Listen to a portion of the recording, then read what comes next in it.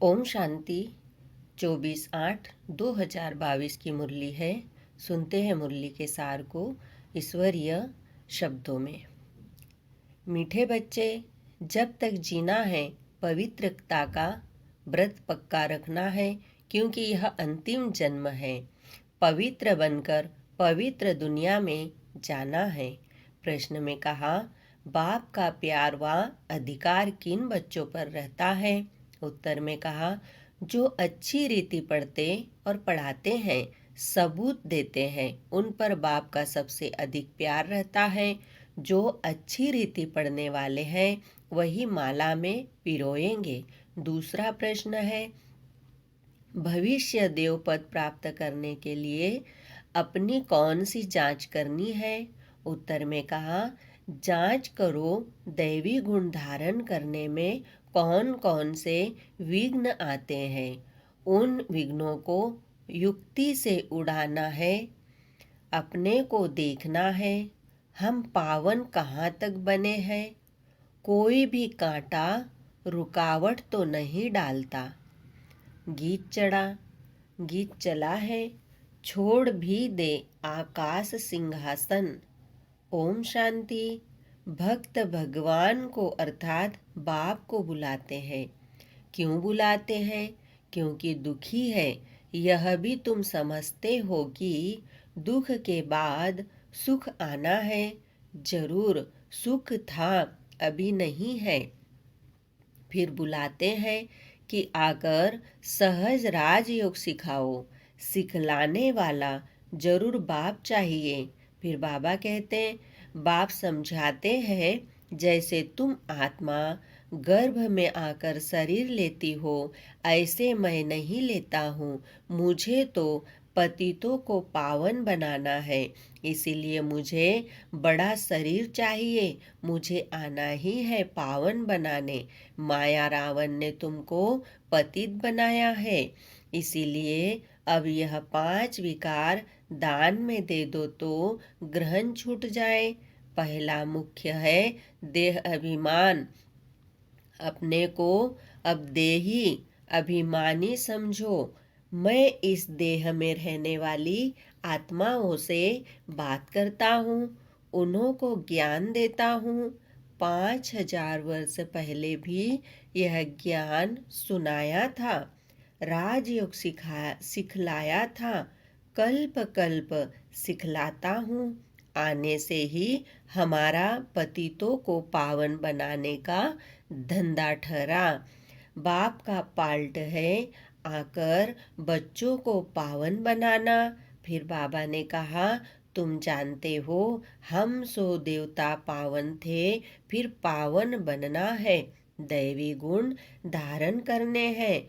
फिर बाबा ने कहा, भविष्य में तुम सूर्यवंशी चंद्रवंशी प्रिंसेस बनने वाले हो। यह नॉलेज है ही भविष्य प्रिंसेस बनने की। तो जब दैवी गुण धारण करेंगे तब प्रिंसेस बनेंगे। फिर बाबा ने कहा, कृष्णपुरी में जाने जाती चाहती है, कृष्णपुरी में जाने चाहती है। श्री कृष्ण जयंती पर बहुत प्रेम से श्री कृष्ण को झुलाती है, पूजा करती है, व्रत आदि रखती है। वह तो है सिर्फ 7 दिन का व्रत नेम। बाप कहते हैं कि अभी तुम यह व्रत रखो कि विकार में कभी नहीं आ जाएंगे। जब तक जीना है तब तक पवित्रता का व्रत रखना है।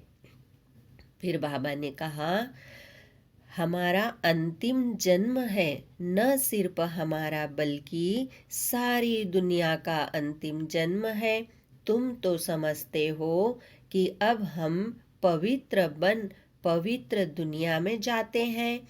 दूसरा जन्म हमारा पवित्र दुनिया में होगा।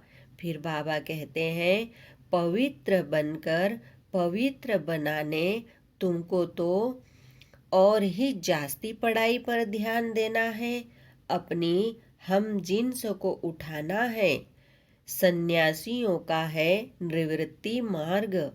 यह है प्रवृत्ति मार्ग। ग्रस्त व्यवहार में रह पवित्र बनना है, पढ़ना और पढ़ाना है, जिससे ऊंच पद हो जाए। पढ़ाई है बहुत सहज, समझाना है।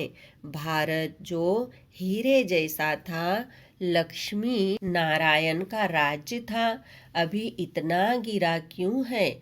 हम आपको बेहद की हिस्ट्री ज्योग्राफी बतावे, फिर स्वर्ग कैसे होगा? मनुष्य के तो ख्याल में भी नहीं है। यह किसको पता नहीं कि लक्ष्मी नारायण जो पूज्य थे वही पुजारी बने हैं। फिर बाबा ने कहा, आप ही पूज्य, यह परमात्मा के लिए नहीं है। यह किसको पता नहीं कि जो पूज्य थे वही पुजारी तमो प्रधान बने हैं। पूज्य थे, जरूर पुनर्जन्म लिया होगा। फिर बाबा ने कहा, पुनर्जन्म लेना है, हम सूर्यवंशी फिर चंद्रवंशी बने, अब ब्राह्मण वंशी बनते हैं, फिर देवता वंशी बनेंगे। जैसे इनको बाप ने एडॉप्ट कर ब्रह्मा बनाया है। कोई पूछे तुम कैसे बने? बोलो ब्रह्मा के मुख से परम पिता परमात्मा ने हमको अपना बनाया है। फिर बाबा कहते हैं, टीचर को कहेंगे क्या कि आप कृपा करो तो हम 100 मार्क्स से पास हो जाएं। यह भी बेहद का टीचर है, पढ़ाते हैं। कोई को नॉलेज धारण नहीं होती है तो क्या करेंगे? टीचर सब पर कृपा करे तो सब पास हो जाए, फिर तो राजधानी कैसे बनेगी? तुम बच्चों को तो पुरुषार्थ करना है, फॉलो करो माँ बाप को याद करो, और कोई उपाय है नहीं। फिर बाबा ने कहा, भारत सतयुग में सिरताज था, सूर्यवंशी देवी देवताएं राज्य करते थे। फिर चंद्रवंशी राज्य हुआ, कला गिरती गई। यह भी तो देखना पड़े ना, पढ़ेंगे अच्छी रीति तो सीखेंगे भी। फिर बाबा ने कहा, पढ़ेंगे नहीं तो नापास हो जाएंगे। सावधानी कौन दे? आजकल माया सावधान करने वाली बहुत है। बाबा ने कहा, आजकल माया असावधान धान करने वाली बहुत है। यहाँ झूठ छिप नहीं सकता। कोई विकर्म करेंगे तो वह जमा होता जाएगा। पाप अथवा पुण्य जमा तो जरूर होता है, उस अनुसार ही दूसरा जन्म मिलता है। फिर बाबा ने कहा, कोई भी पाप करेंगे तो जन्म भी ऐसे ही मिलेगा। इसीलिए बाप कहते हैं, कोई पाप करते हो तो झट बतलाओ, ऐसे नहीं कि ईश्वर तो सब जानते हैं। फिर बाबा ने कहा, मुख्य है विकार की बात, काम महाशत्रु है। विकार में जाने वाले को ही पतित कहा जाता है। फिर बाबा कहते हैं, बी के सबूत देते हैं, परंतु जो बनते हैं वह किसको समझाते हैं, किसको ले आते हैं? ले तो आना है ना। जिनको निश्चय होगा फट से कहेंगे, पहले बाप की गोद तो ले लेवे। क्रिश्चियन में बच्चा पैदा होता है तो क्रिश्चनाइज कराते हैं।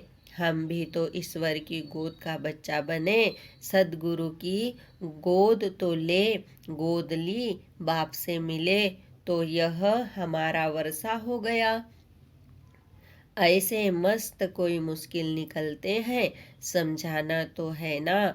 आगे चल अच्छी रीति समझेंगे, तुम्हारे में यह ताकत भरेगी। फिर बाप से मिलने बिगड़ ठहर नहीं सकेंगे, एकदम भागेंगे। यह माँ बाप भी है, टीचर भी है, फिर गुरु भी है।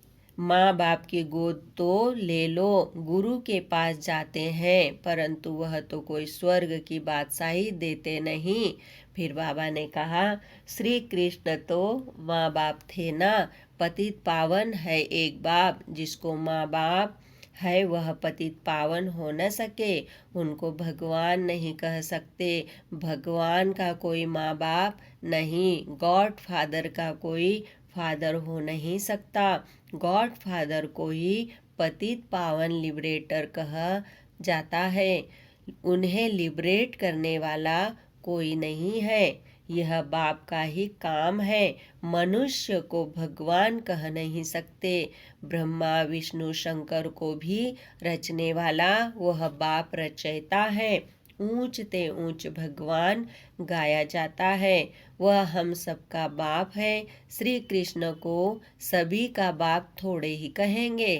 फिर बाबा ने कहा, रावण को जलाते भी है परंतु समझते कुछ भी नहीं है। त्योहार जो भी मनाते हैं उसका अर्थ भी समझाते नहीं है। बाप समझाते हैं, तुम्हारा यह बहुत जन्मों के अंत का अंतिम जन्म है। रावण का भी अभी अंत है। फिर सतयुग में थोड़े ही बनाएंगे। यह दुश्मन किस प्रकार का है, जिसको जलाते ही रहते हैं। इनका जन्म कब हुआ किसको पता नहीं। शिव जयंती मनाते हैं तो रावण जयंती भी मनावे ना। समझते कुछ भी नहीं। तुमको समझाया जाता है। यह है डिटेल की बातें, यह भी बुद्धि में धारण करनी पड़े। फिर बाबा कहते हैं, क्लास में ही नहीं आएंगे तो क्या पढ़ेंगे, पढ़ेंगे पढ़ाएंगे नहीं तो क्या पद पाएंगे। बच्चा बहुत, बाबा ने कहा, बच्चा वही अच्छा जो पढ़कर पढ़ाए, सबूत दे। बच्चे तो सब है, समझाना चाहिए। हम बहुत सर्विस करेंगे। बहुतों को आप समान बनाएंगे तो बाबा का सच्चा प्यार रहेगा। बाप तो पुचकार देते रहते हैं, बच्चे अच्छी रीति पढ़ो। तोता भी एक पढ़ने वाला होता है जिसे कंठी होती है। यहाँ भी ऐसे है जो अच्छी रीति पढ़ेंगे वही कंठी माला में पिरोएंगे। पढ़ते ही नहीं तो जैसे जंगली है वह विजय माला में आ न सके। तुम बच्चों को तो अच्छी रीति पढ़ना और पढ़ाना है। यह है सच्ची कथा जो सच्चा बाप ही सुनाते हैं, सचखंड की स्थापना करते हैं। फिर बाबा ने कहा, लक्ष्मी नारायण के राज्य में झूठ कभी बोलते नहीं। अच्छा मीठे मीठे सिखिलदे बच्चों प्रति माता पिता बाप दादा का याद प्यार और गुड मॉर्निंग। रूहानी बाप की रूहानी बच्चों को नमस्ते। हम रूहानी बच्चों की रूहानी बाप दादा को याद प्यार गुड मॉर्निंग नमस्ते। धारणा के लिए मुख्य सार है, सुनेंगे पहले पॉइंट को। ग्रस्त व्यवहार में रहते हुए कमल फूल समान रहना है। जब तक जीना है पवित्रता का व्रत जरूर रखना है।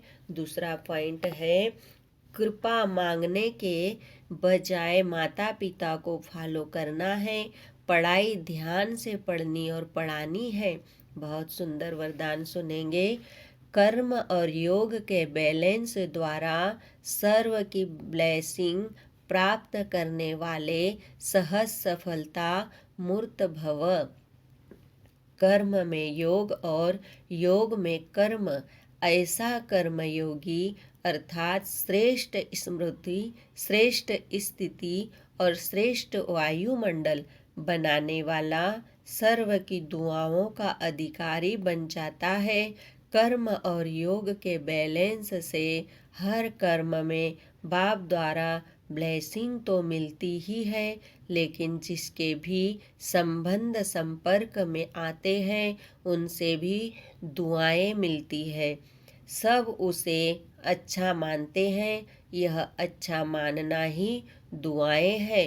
तो जहाँ दुआएं हैं वहाँ सहयोग है और यह दुआएं व संयोग ही सफलता मूर्त बना देता है। स्लोगन, सदा खुश रहना और खुशियों का खजाना बांटते रहना, यही सच्ची सेवा है। ओम शांति। शुक्रिया बाबा, शुक्रिया। ओम शांति, ओम शांति, ओम शांति।